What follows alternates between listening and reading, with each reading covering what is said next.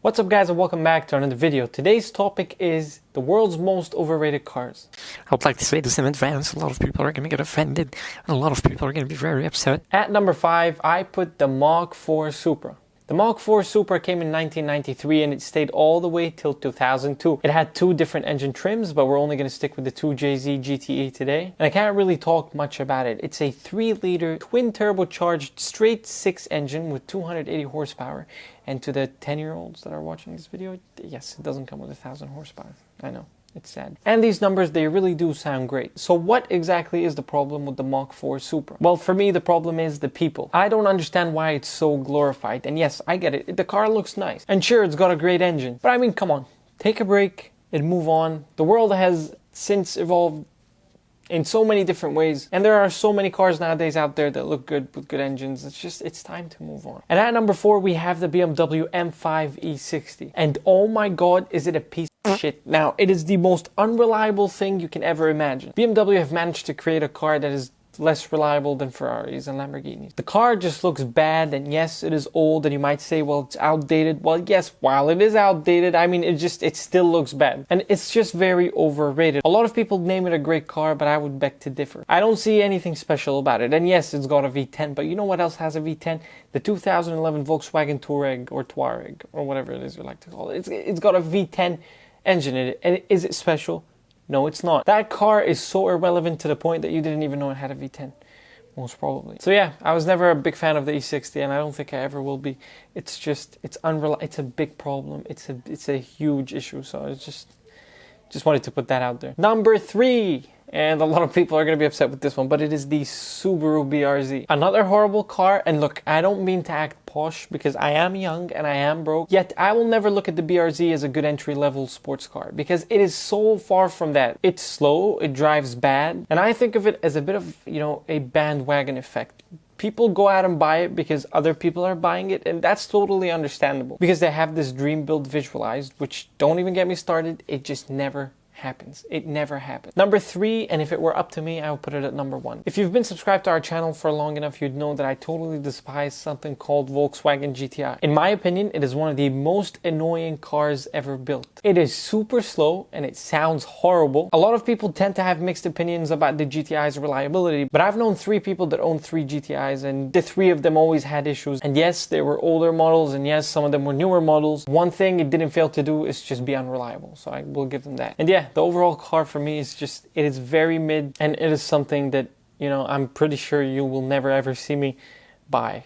I would rather drive a bicycle. I would rather drive one of the new electric scooters around than to drive a GTI. It's just, yeah. And yes, before you go down far enough in the channel, there is a video of me reviewing a GTI.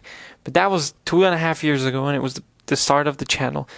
I didn't know what else to do. So, do forgive me. And by the way, that car was my friend's car. That car is my friend's car, and he has a lot of issues with it. So, and at number 2, we have Tesla. Not just the model, but the whole thing. And look, I don't care if the car does 0 to 60 in -1 second. It's a piece of crap. And again, the whole thing, not just one model, just the whole entire thing. The interior is horrible. The overall build quality is terrible. And there is nothing good about Teslas at all. Yet people still go out and spend their hard-earned money on a white fridge that comes in different sizes. It's good for the environment and I don't pay for gas.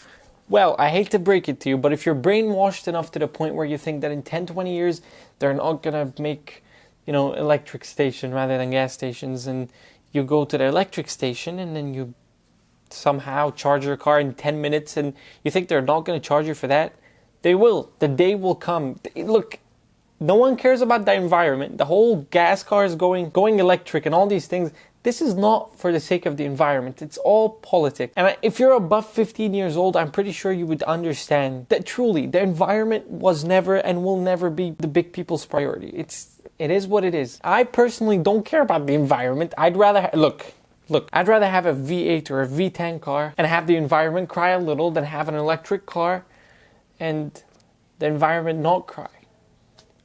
Worry about your kids. I'm not going to worry about my kids. I'm 21 years old. I don't care. I don't care. I fly planes and I drive cars. So these are 2 things that the environment doesn't like, and it is what it is. It is what I do, and it is what I like, and I don't know. Teslas are just no good. And at number 1, we have the Nissan GTR, more specifically the R35. Now, I didn't go with the earlier models because they are so beyond overrated. Overrated is not even a word, and it's a whole different topic. But the R35, the Godzilla, blah, blah, blah. Fat, boxy, and heavy. And now that they stopped production for the next 30 years, you know, the kids of today's day and age are going to remind us every single day that the R35 is the best car ever made. I mean, and don't get me wrong, at some point in my life, I planned to buy an R35, and I was going to go through with it. And I mean that for the future, not for the time in the past. I didn't have money then. I'm pretty sure I don't have enough to buy an R35 now. The more you learn about cars, the more you understand that horsepower and turbos isn't everything that makes a car great. But really, the R35 has come a long way, and it's a respected car. I respect the R35, and I respect what it's done, but to me, it's just not that perfect, and I feel like there's so much more options at this price range, but people will come back to me and tell me numbers and stuff, so I'm gonna shut up, and we're gonna just let it go and leave everything I said in this video, and yeah.